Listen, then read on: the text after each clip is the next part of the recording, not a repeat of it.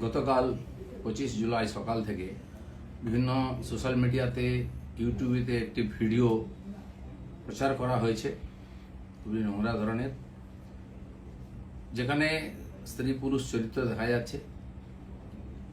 তাদের মধ্যে যে পুরুষ চরিত্র তার সঙ্গে আমার নাম যুক্ত করার চেষ্টা হচ্ছে। ভিডিও ঠিক কি ভুল তৈরি করা কিনা, কোন চরিত্র কারা করেছে আমরা কিছু জানি না, কিন্তু এর দ্বারা আমার ব্যক্তি চরিত্রকে হনন করার, আমার ব্যক্তি ইমেজকে ধ্বংস করার এটা খুব প্রচেষ্টা হয়েছে।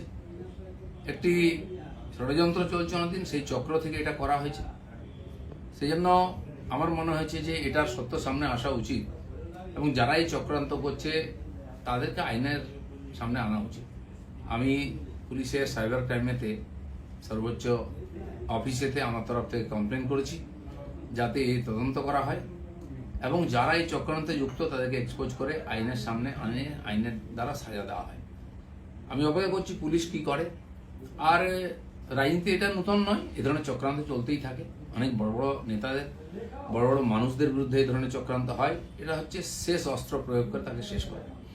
আমাদের পার্টিতেও 5-6 বছর আগে বেশ কয়েকজন নেতার বিরুদ্ধে একজন মহিলাকে দিয়ে বলানো হয়েছিল।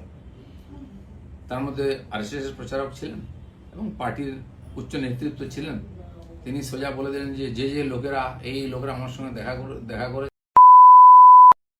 তার উপরে পুলিশি কার্যবাহী হয় কোর্ট কাছে, তারপরে শেষ চাপা পড়ে যায়।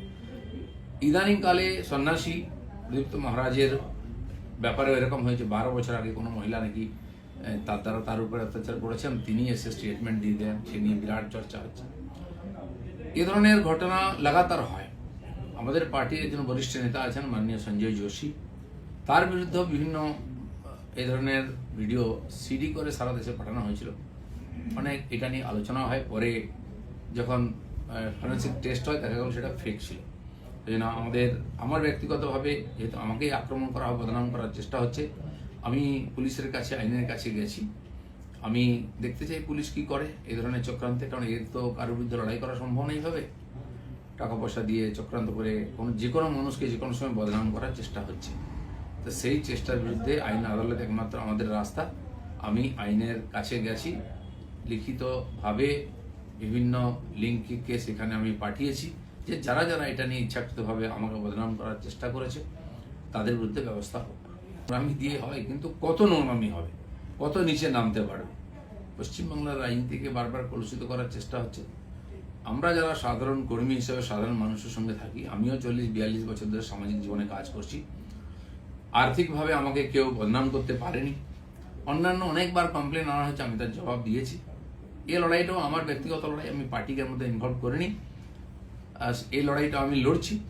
আমি জানি না রাজনীতি কত নিচে নামবে, সেই জন্য এই চক্রান্তের যে রহস্য সেটা উদ্ঘাটিত হওয়া উচিত।